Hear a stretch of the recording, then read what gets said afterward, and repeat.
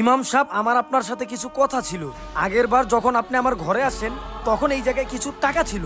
না না, আমি আপনাকে চোর অপবাদ দিচ্ছি না, আমি শুধু জিজ্ঞাসা করতেছি। কি হলো, আপনি কথা বলতেছেন না যে? তোরা না করছি না এ ব্যাপারে ওনার সাথে কোনো কথা বলতে? ইমাম সাহেব, আমি অরয়ে মাপ চাইতেছি, আপনি মাফ করে দেন।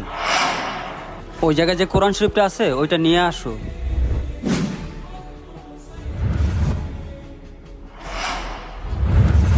টাকাটা বিছনায় পড়েছিল, আমি উঠাইয়া কোরআন শরীফের ভিতর রেখে দিয়েছি। আমি চিন্তা করছিলাম তোমরা তো প্রতিদিনই কোরআন শরীফ পড়বা আর টাকাটাও পেয়ে যাবা। আমি তোমার কথায় ততটাও কষ্ট পাইনি যতটা এখন পেয়েছি, কারণ তোমার ঘরে 6 মাস ধরে কোরআন শরীফ পড়া হয় না।